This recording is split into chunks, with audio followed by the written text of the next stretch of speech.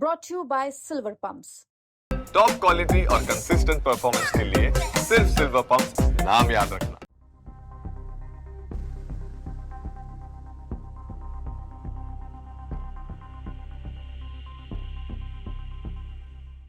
मेहरौली के कालूराम चौक पर एक युवा धरने पे बैठा है। जी हाँ, देखिए ये यहाँ पे धरने पे बैठे हैं, ये अनशन पर बैठे हैं। बेसिकली ये फल खा करके लगातार ये दूसरा दिन है। और दूसरी तरफ देखिए ये ठीक जो मेहरौली पुलिस स्टेशन है उसके सामने यहाँ पे बैठे हैं। और इनके मुद्दे देखिए क्या है। मुद्दे जो मेहरौली इलाके में, मेहरौली में जो स्कूलों की जो दुर्दशा है, मुख्य ये सारी चीजें हैं। हालांकि इनसे बात करेंगे, लेकिन जो यहाँ से स्थानीय लोग गुजर रहे हैं और इस युवा को जब देख रहे हैं कि ये यहाँ पे बैठे हुए हैं। सर आप अपना नाम बता दीजिए। मेरा नाम मनोहर लाल अगनपाल है।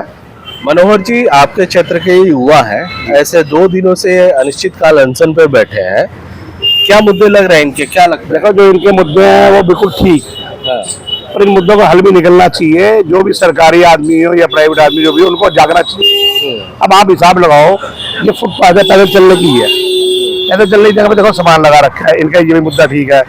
कुतुब मीनार पे गोल चक्कर है, वहाँ कितना जाम लगता है, ये भी इनका मुद्दा ठीक है। कुतुब मीनार से मेहरौली तक एंट्री करते करते आधा घंटा लग जाता है। लोगों ने सामान बाहर निकाल रखा है। मुद्दे इनके बिल्कुल ठीक है। स्कूल के मुद्दे ठीक है, स्कूल में काम होता नहीं है, कैसे स्कूल के लोग खा जाते हैं। बच्चों के लिए कोई सुविधा नहीं है स्कूल के अंदर। स्कूल के अंदर कोई सुविधा नहीं है, ना ठंडा पानी है, कुछ भी नहीं है। बिल्कुल। तो देखिए जो स्थानीय लोग हैं ये इनका समर्थन कर रहे हैं। सर आज इनका दूसरा दिन है, क्या लगता है जो क्षेत्र के लोग हैं इनके साथ कंधे से कंधा मिला के बढ़ेंगे? बिल्कुल जुड़ेंगे साथ साथ, आहिस्ता आहिस्ता जुड़ेंगे।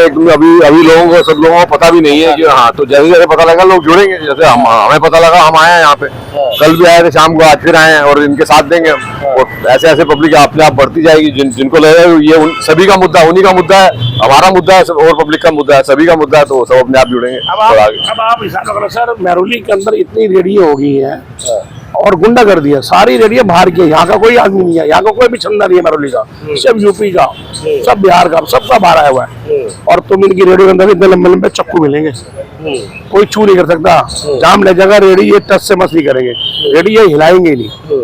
तो देखो हाल तो मेहरौली का बुरा है। आने वाली हमारी जनरेशन बहुत परेशान होगी अगर हम अभी जागरूक नहीं हुए तो हमें जागरूक होना चाहिए। बिल्कुल। देखिए ये समस्याएं हैं और आखिर वजह क्या है जो ये युवा जो है वो लगातार 2 दिनों से अनशन पर बैठे हैं। और अनिश्चितकाल अनशन है इनका, जो यहाँ पे बैठे हैं ये अनिश्चितकाल अनशन है। इन्हीं से बात करते हैं। आपका नाम विवेक जोशी है, ठीक है।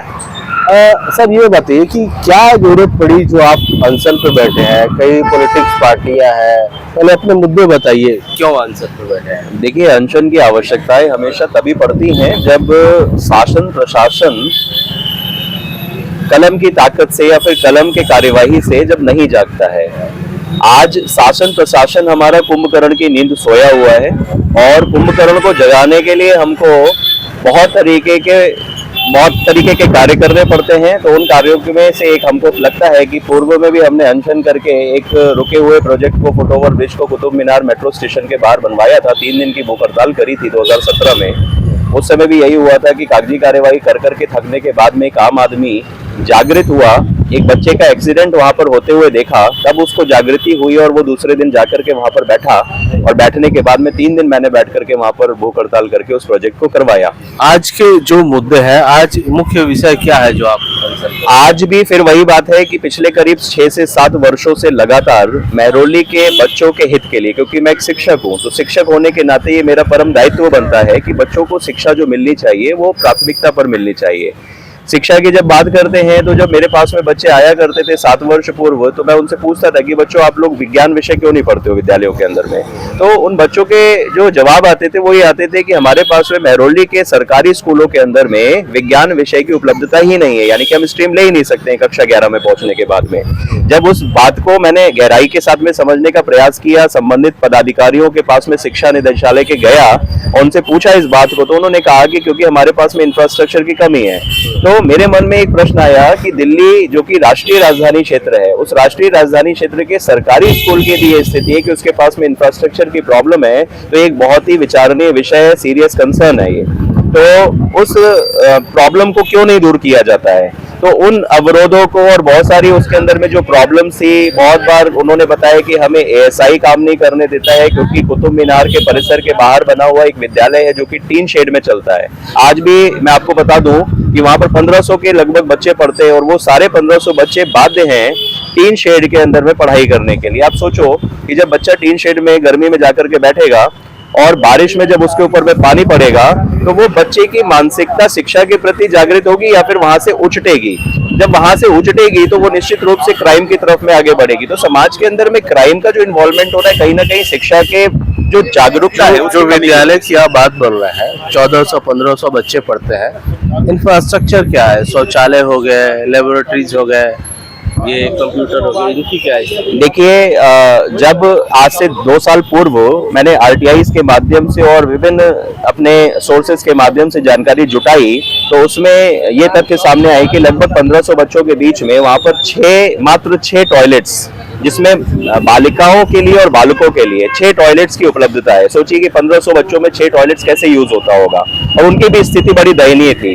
उसके बाद में जब हम कंप्यूटर्स के ऊपर में गए कि बच्चों के बीच में 1400-1500 बच्चे जो पढ़ रहे हैं उनको कितने कंप्यूटर्स की उपलब्धता है, तो आश्चर्यचकित करने वाली बात थी भाई साहब कि 10 कंप्यूटर्स में 9 नॉन वर्किंग कंप्यूटर और 1 वर्किंग कंप्यूटर पाया गया। वो आरटीआई के जवाब में मेरे पास में आया। उसके बाद में हम क्लासरूम्स के अंदर में गए, तो क्लासरूम्स के अंदर में क्लासरूम्स के ऊपर में जो सीटें लगी हुई हैं, वो बच्चे वहां पर 6-6 घंटा बैठ ही नहीं सकते। आप भी नहीं बैठ सकते, हम भी नहीं बैठ सकते। फिर ऊपर से गर्मी की तपिश, पानी का बोझ, सड़कों से जो बह करके वहां पर, क्योंकि स्लोप पर बना हुआ है, तो वो पूरा का पूरा सड़क का पानी भी उन क्लासरूम्स में नीचे जाता है। तो बच्चे पढ़ नहीं सकते वहां पर, इतनी व्यवस्थाएं वहां पर बेकार थी। इसके बाद भी अति जहां पर हुई कि उसका एक बड़ा पोर्शन उस विद्यालय का, कुतुब वाले स्कूल के विद्यालय के परिसर का एक बड़ा पोर्शन 2 संस्थाओं के द्वारा इनक्रोच किया हुआ था। एक उम्मीद अमन घर नाम की संस्था वहां पर चलती थी, जिसमें 84 बच्चों को वहां पर इलीगल रखा गया था, और उसके साथ में एक निर्वाचन आयोग दिल्ली का एक कार्यालय बना हुआ है, एपिक सेंटर, जहां पर वोटर्स का रजिस्ट्रेशन इत्यादि होता है, वो भी वहां पर इलीगली इंक्रोच करके रखा हुआ है उन्होंने। यानी कि बच्चों की सुविधा जो बच्चों को मिलनी चाहिए थी, वो बच्चों को ना मिली। जो सरकारी ऑफिस इंक्रोच है, ये भी क्या टीन शेल्टर में ही बने हुए हैं वहाँ पे? नहीं, ये टीन शेल्टर्स में नहीं बने हुए हैं, ये सारे के सारे पक्के कमरों में बने हुए हैं। यानी कि 14 से 15 कमरे उम्मीद अमन घर को और 5 कमरे जो हैं उन्होंने एपिक सेंटर को इंक्रोच करके वहां पर रखा हुआ। विद्यालय प्रशासन ने, शिक्षा निदेशालय ने कभी भी उस बात पर ध्यान नहीं दिया। जब इस विषय पर हम घुसे, डीएम्स और जो भी संबंधित अधिकारी थे, उन लोगों को काफी प्रेशर करने के बाद में, काफी कुछ लिखने के बाद में उम्मीद अमन घर को 6 महीने पहले खाली करवा दिया गया। आज epicentre as it is वहां पर है। विधानसभा 2025 के चुनाव की दुहाई देकर के एपिक सेंटर के और डीएम ने हमको ये बोला कि चुनाव का प्रेशर ज्यादा है, जिसकी वजह से चुनाव खत्म होते ही हम इसको शिफ्ट कर लेंगे, लेकिन आज भी स्थिति है कि एपिक सेंटर वहां पर बना हुआ है। चलिए, ये तो इंक्रोचमेंट की बात हो गई। अब जैसा कि आपने कहा कि स्कूल का काम इसलिए नहीं हो रहा क्योंकि एएसआई ऑब्जेक्शन करती है कि कुतुब मीनार के ठीक बगल में है, इसलिए उसका काम नहीं हो रहा। लेकिन जहां तक मैं उस स्थिति को समझता हूँ, स्कूल के ठीक बगल में कई सारे वीवीआईपी शोरूम है, कई सारे पब है, बार है, और वो चलते हैं, उनके लिए बिल्डिंग बन जाता है और स्कूल के लिए परमिशन नहीं मिलती। यही दुर्भाग्य का विषय है कि जब हम देखते हैं कि आज 5 स्टार वीवीआईपीज जो इंस्टीट्यूशंस हैं, वो तो कहीं पर भी किसी भी तरीके से जाकर के बन जाते हैं, क्योंकि मुझे ऐसा लगता है कि भ्रष्टाचार का इन्वॉल्वमेंट इतना ज्यादा है कि वो पूंजीपति लोग अपनी व्यवस्थाओं के चलते, पदाधिकारियों की मिलीभगत के चलते अपने कामों को निरंतर कर रहे हैं। आज वीवीआईपीज जो वहां पर पब्स, क्लब्स बने हुए हैं, हॉर्टिकल्चर की बहुत सारी भूमि का अधिग्रहण करके, मतलब अधिग्रहण नहीं कहूंगा, वो इलीगल इंक्रोचमेंट कहूंगा, जिसको करके वो वहां पर निरंतर कार्य कर रहे हैं। आज भी आप जाकर के देखिए, वहां कोई ना कोई कार्य चल रहा होगा। जब वो कार्य 100 मीटर की रेंज में या मॉन्यूमेंट्स की एएसआई की हद में हो सकते हैं, तो क्यों नहीं एक पब्लिक का कार्य जो कि बच्चों से संबंधित है, वो कार्य क्यों नहीं हो सकता? ये मैंने एएसआई के डायरेक्टर से पूछा, तो तब जाकर के वो स्कूल्स को परमिशन देने के लिए रेडी हुए।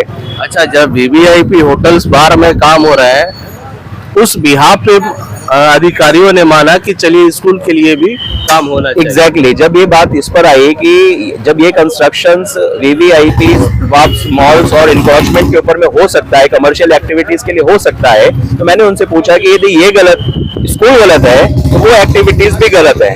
तो तब जा करके अनऑफिशियली उन्होंने कहा कि ठीक है, आप शिक्षा निदेशालय की तरफ से एक परमिशन के लिए एप्लीकेशन दिलवाइए, जिस एप्लीकेशन के ऊपर में हम कार्य करेंगे और उनको परमिशन देने का काम करेंगे। ये तो मैं समझ गया।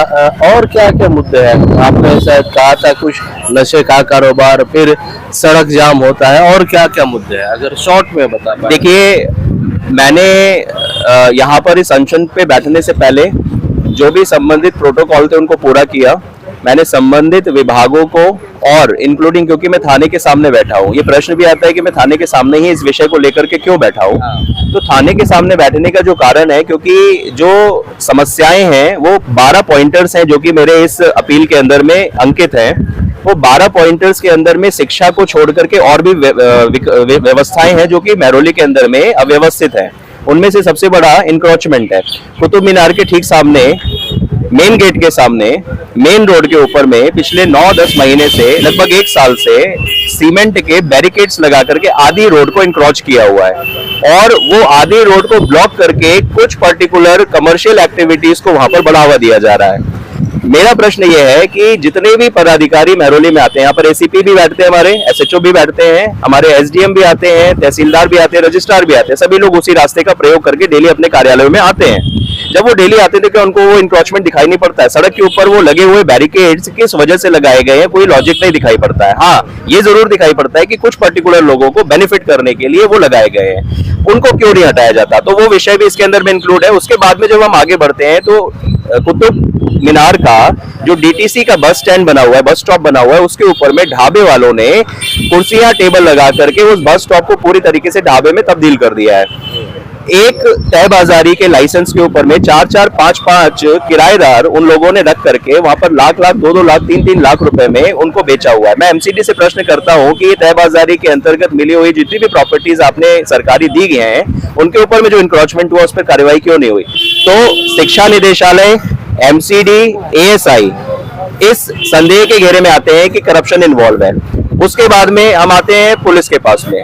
पुलिस की निगरानी में, क्योंकि बीट कांस्टेबल्स हमेशा इधर उधर रोम करते हैं, बीट कांस्टेबल्स को यदि कोई चीज गलत दिखाई पड़ती है तो उनका दायित्व बनता है कि संबंधित एजेंसीज को वो लिख करके सूचित करें कि उसके ऊपर में कार्रवाई हो।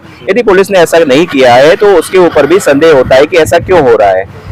पुलिस के बाद में डीडीए के जो लैंड्स इंक्रोच हो रही हैं, डीडीए के लैंड्स इंक्रोचमेंट के अंदर में डीडीए के पदाधिकारी आज क्या कर रहे हैं? एक बहुत गंभीर विषय, आज दिल्ली के अंदर में सब जगह पर अतिक्रमण के नाम पर डिमोलिशन चल रहा है। महरौली के अंदर भी 2 साल पूर्व बहुत बड़ा डेमोलिशन ड्राइव चला था। उस डेमोलिशन ड्राइव के अंदर में वो प्रॉपर्टीज भी तोड़ी गई थी जिनके पेपर्स भी मेरे पास है, बाकायदा रजिस्टर्ड की गई प्रॉपर्टीज को भी तोड़ दिया गया।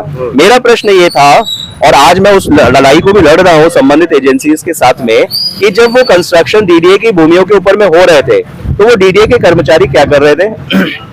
जब कंस्ट्रक्शन चल रहा था तो संबंधित पुलिस क्या कर रही थी? जब कंस्ट्रक्शन चल रहे थे तो एमसीडी के पदाधिकारी क्या कर रहे थे? जब कंस्ट्रक्शन हो चुका तो उसके बाद में जब तहसील के ऊपर में एक इनोसेंट फैमिली उस प्रॉपर्टी को परचेज करके, यानी कि फ्लैट को परचेज करके उसकी रजिस्ट्री के लिए जाती है, रेवेन्यू दे करके वो रजिस्ट्रार, तहसीलदार, एसडीएम, डीएम क्या करते हैं? वो प्रॉपर्टी को बिना वेरीफाई किए एक इनोसेंट फैमिली को कुएं में ढकेलने का काम करते हैं। उसके बाद में निश्चित रूप से भ्रष्टाचार की उपज है, क्योंकि बिना भ्रष्टाचार के संभव नहीं है। उसके बाद में जब बीएससीएस का कनेक्शन लेने के लिए जाते हैं तो लाख, 2-2 लाख रुपए दे करके एक कनेक्शन एक आम आदमी को मिल पाता है।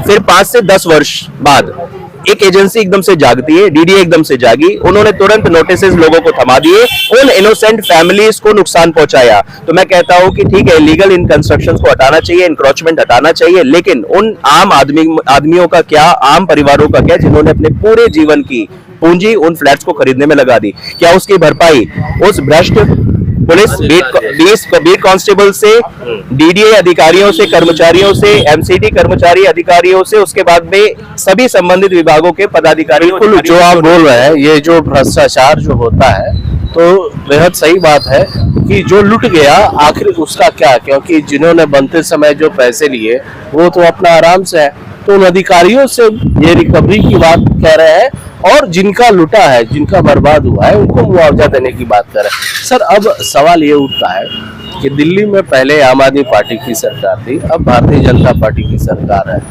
आपके यहाँ विधायक रहे हैं, पार्षद रहे हैं, सांसद रहे हैं, क्या आप इन समस्याओं को लेकर उनके पास गए हैं? उन्होंने किसी तरह की मदद की बात की है, कही है? देखिए, दिल्ली में भाजपा की ट्रिपल इंजन की सरकार है और ये ट्रिपल इंजन की जो सरकार है उसकी पूरी जिम्मेदारी है कि इन सभी विषयों के ऊपर में संज्ञान ले। हमारा संविधान हमको एक मौलिक अधिकार देता है और वो ये अधिकार है कि पहले तो हम अपनी लड़ाई को अपनी कलम से लड़ें, यदि हमारे पास में सामर्थ्य है। उसके बाद में यदि सुनवाई नहीं होती है तो हमको अपनी मांगों को रखने का पूरा अधिकार है, जो कि मैं यहाँ पर रखने के लिए बैठा हूँ। यहाँ से मैं आह्वान करता हूँ हमारे माननीय विधायक को भी, माननीय सांसद महोदय को भी, माननीय मंत्रियों को भी दिल्ली सरकार के, कि ये जो विषय कई वर्षों से जो आम जनमानस है, यानी कि मध्यम और निम्न वर्ग के परिवारों को सबसे ज्यादा इम्पैक्ट करने वाली समस्याएं हैं, उनके ऊपर में संज्ञान ले। पूर्व में लिखित रूप में निश्चित रूप से मैंने सभी को ये विषय दिए हैं और उसके ऊपर में कोई भी कार्यवाही किसी के द्वारा नहीं की गई है, तभी मुझे बाध्य होकर के पुलिस स्टेशन के बाहर यहाँ पर धरने पर बैठना पड़ रहा है। क्या कहेंगे? आपने अनिश्चित काल रखा है, अनिश्चित काल ही रहेगा या फिर कोई अगर मनाने समझाने आए तो बात माने? देखिए, मनाने समझाने वाली बात नहीं है। यहाँ पर यदि मैं दृढ़ संकल्प करके बैठा हूँ कि इन समस्याओं को 12 पॉइंटर्स की समस्याओं को रिजॉल्व करके ही उठूंगा, तो निश्चित रूप से उसको रिजॉल्व करके ही उठूंगा। मेरी मांग दिल्ली पुलिस के माध्यम से आप फॉरवर्ड करिए, यहाँ से मेरी समस्याओं को आप उनको बताइए कि आपके थाने के, आपके गेट के, आपके घर के बाहर कोई बच्चा बैठा हुआ है, महरौली की समस्याओं को लेकर के, जेन्युइन विषयों के ऊपर में आप उन मांगों को संबंधित विभागों के संबंधित अधिकारियों को, जो कि सक्षम अधिकारी हो। तो आपने क्या इसके लिए परमिशन लिया है यहाँ बैठने के लिए? देखिए, मेरा मानना यह है कि मैंने इंटीमेशन दिए हैं थाने के अंदर में, एक बार नहीं, 2-2, 3-3 बार मैंने इंटीमेशन दिए हैं। माननीय एसएचओ साहब को मैंने सभी विषय को अवगत कराया है। परमिशंस की जहां तक बात आती है तो मुझे ऐसा लगता है कि परमिशंस लेने में हम जो समय लगाते हैं वो हम अपने कार्य करने में लगाएं, और मैं यहाँ पर कोई भी किसी भी प्रकार का पब्लिक ऑब्स्ट्रक्ट नहीं कर रहा हूँ, बल्कि पब्लिक के सपोर्ट के लिए बैठा हूँ। मैं ये भी कहना चाहता हूँ माननीय पुलिस को कि जब इलीगल लोग इलीगल तरीके से रोड्स के ऊपर में कब्जा करके व्यवसायिक गतिविधियां कर सकते हैं, तो क्यों नहीं एक आम आदमी अपनी मांगों को लेकर के आपके घर के बाहर एक दरकार लेकर के बैठ सकता है विदाउट परमिशन। अपनी मांगों को नहीं, क्षेत्र की समस्याओं की मांगों को लेके। देखिए, ये विवेक जोशी है, युवा है, और ये कालूराम चौक है, महरौली का ये ऐतिहासिक चौक है। कई सारे यहाँ से क्रांति, कई सारे जो चीजें हैं क्षेत्र के विकास के लिए इस ऐतिहासिक चौराहे से शुरू हुई है। अब आज विवेक जोशी यहाँ पे अनिश्चितकालीन धरने पे बैठे हैं।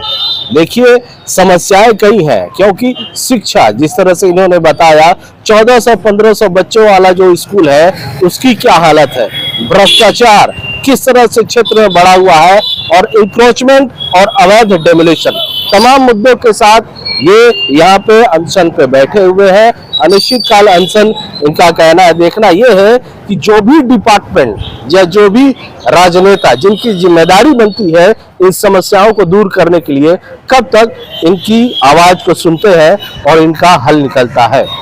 अमरदीप कुमार, दिल्ली तक।